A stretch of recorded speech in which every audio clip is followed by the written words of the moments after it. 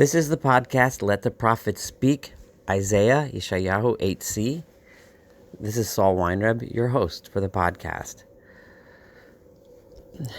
So far in this chapter, Yeshayahu, Isaiah, has approached King Ahaz and the people of Judea and delivered to them the message of God that they should rely on God and hang tight, not be afraid of the attacks from the kings from the north, the kings of Aram and the kings of Israel, and rather rely on God and rely on their special mission. However, King Ahaz did not listen, and he capitulated to the king of Assyria and asked him for protection. And the people were rebelling against King Ahaz as they wanted to join the northern kings, the king of Israel and king of Aram, to fight Assyria. Both of these paths, Yeshayahu predicted, would be a path of destruction. The path of Ahaz because he was capitulating to the evil king of Assyria, and the path of the people that were rebelling because they were planning on overthrowing the house of David and giving up the kingdom of Judea to the northern kingdom of Israel. We now continue with the next verse. Tzor te'udah chatom Torah b'limudai.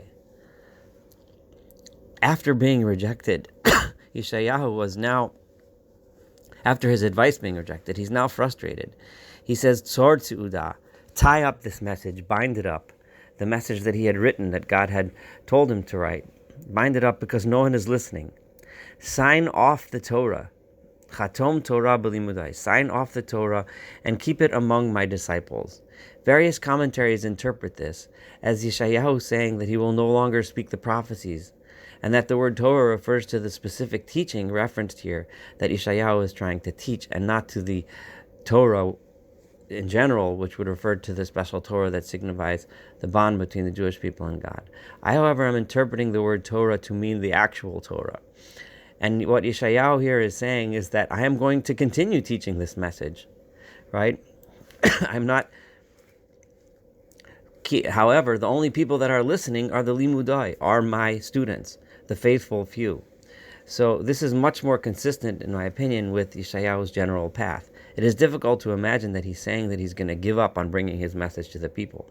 Rather, I believe he's saying the opposite. Tzor te'udah, bind up this sign, chatom Torah b'limudai. I'm going to stick with the Torah, with those people that are faithful to me. Of course, that group is open to anyone that wishes to join, but only the faithful few that as signified by his students and as signified by the Alma, the young girl, and the people that understood Immanuel, that God is with us.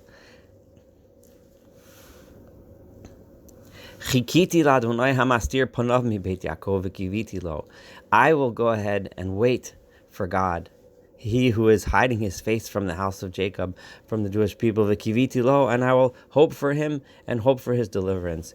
Hine anochi, behold, I v'hayiladim asher natan li Adonai, and the children that God has given me, le'otot u'lemotim b'Yisrael, as signs and portents for the Israel, for the Jewish people. Me'im Adonai tzvot hashrachen bi'ar Tzion. Behold, Yeshayahu says, I and the children that God has given me. There are various interpretations as to what this means.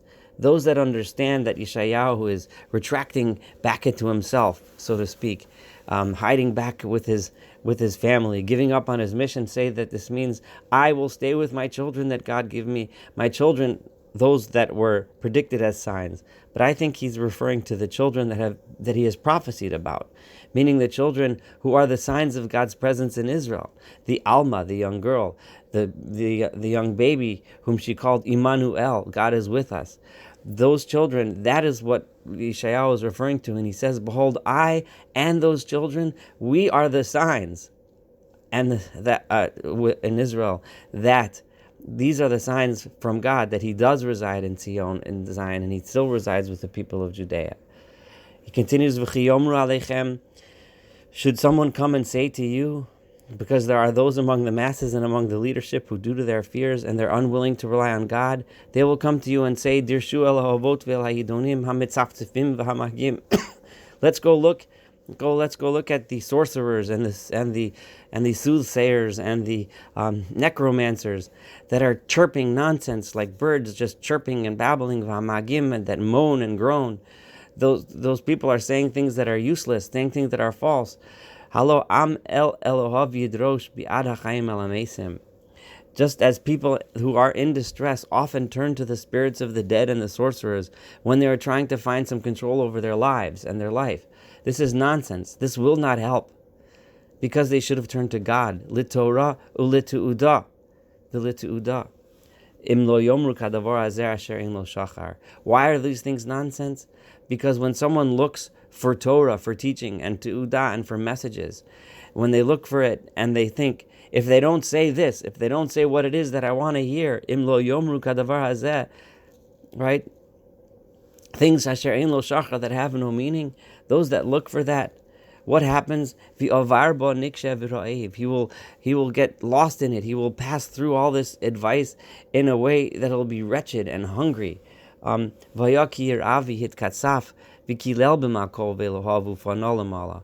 will happen? He will start to stumble. He'll become frustrated and angry with his gods and his kings, because eventually they will be forced through their suffering to realize that the places they turn to for help, the sorcerers and the magicians, rather than turning to God, that these sorcerers and magicians had nothing to offer. They were full of lies. He will look up to the sky and see nothing.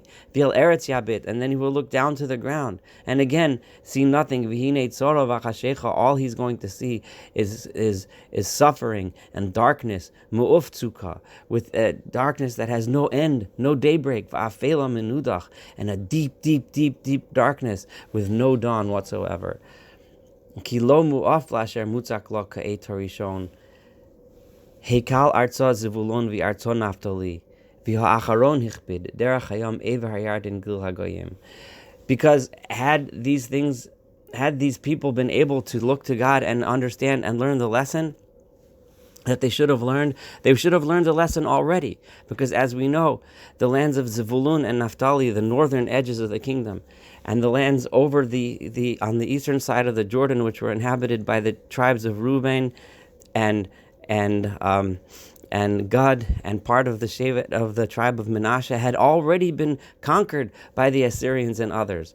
These people should have learned their lessons already, but instead they're wandering in the dark, looking to soothsayers and magicians, and looking to other sources, other places for help other than God himself. And unfortunately, they still haven't learned their lesson. Therefore, as Ishayahu started, Sor Tu'udah, I'm just going to wrap this message up, and I'm going to stay with the people and keep teaching those that are faithful. Thank you so much for joining us for HC, to study the 8th chapter of Ishayahu. Looking forward to studying the 9th chapter together.